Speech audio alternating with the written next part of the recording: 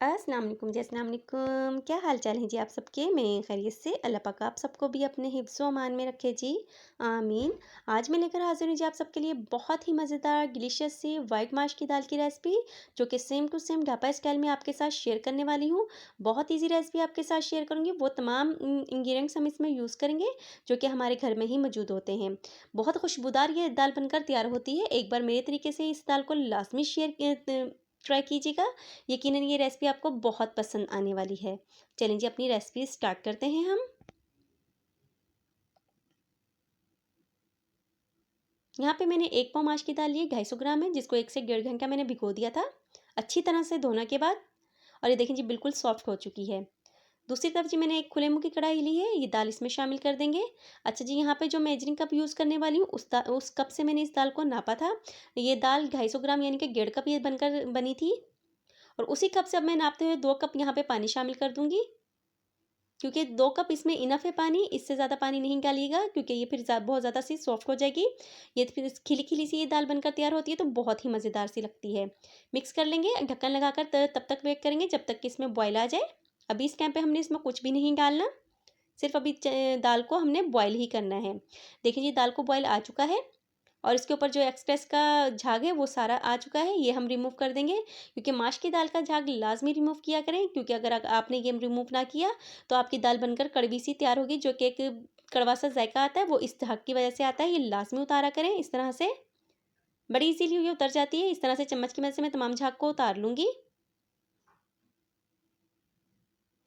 अब इस टाइम पे हम अपने स्पाइसेस इसमें शामिल करेंगे, जिसमें यहाँ पे मैंने लिए 3 से 4 अदद फ्रेश वाली लाल मिर्चें। अगर आपके पास फ्रेश वाली ना हो, आप यहाँ पे सिर्फ गोल मिर्चें भी ले सकते हैं। इस तरह से बारीक-बारीक चॉप कर कर शामिल कर दिया है। 4 से 5 अदद तक यहाँ पे काली मिर्चें, 1 बड़ी इलायची, 1 इंच का टुकड़ा मेरा दालचीनी का था, 3 लौंग शामिल कर दिए हैं, 1 टीस्पून नमक शामिल किया और 1 टीस्पून ही यहाँ पे मोटा-मोटा सा कुटा हुआ लहसुन शामिल कर दिया है। तमाम चीज़ों को शामिल करने के बाद अच्छी तरह से मैं मिक्स करूँगी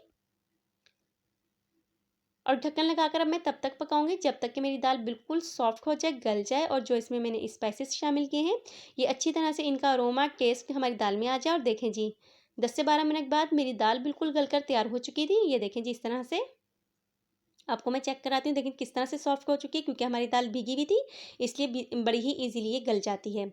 ढक्कन लगा के साइड पे कर लेंगे और दूसरी तरफ जी हम लगाएंगे अपना तड़का तैयार करेंगे। आधा कप कुकिंग ऑयल शामिल किया है, घी में भी लगा सकते हैं, घी में और मज़े का टेस्ट आएगा।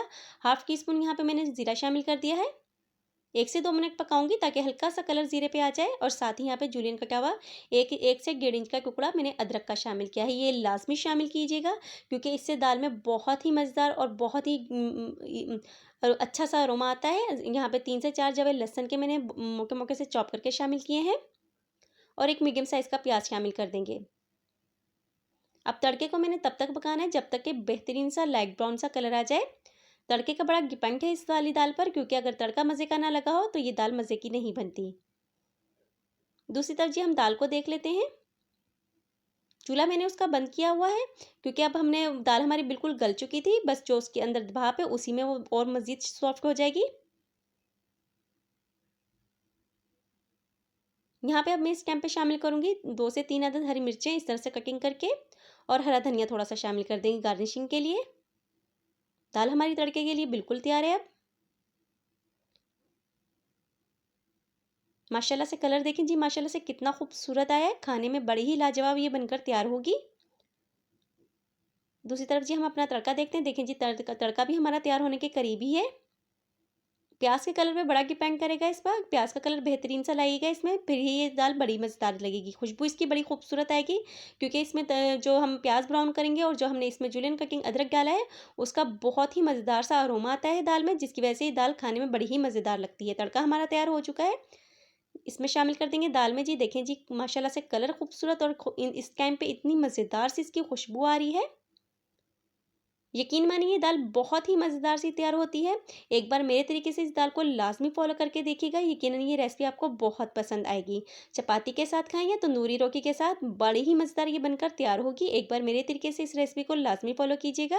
और देखें जी मॉइस्चर इसमें अभी मौजूद है, बिल्कुल ड्राई नहीं किया, क्योंकि बिल्कुल अगर ड्राई कर देंगे तो बिल्कुल सूखी-सूखी सी दाल बनेगी जो कि खाने में मज़ेदार नहीं लगेगी। हल्का-हल्का मॉइस्ट नीचे मौजूद है, यानी कि हल्का-हल्का सा इसमें नमी है दाल में।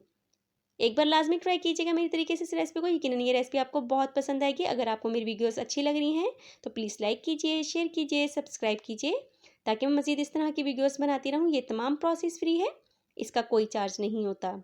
इसके साथ ही मुझे इजाज़त दीजिए। अल्लाह हाफ़िज़।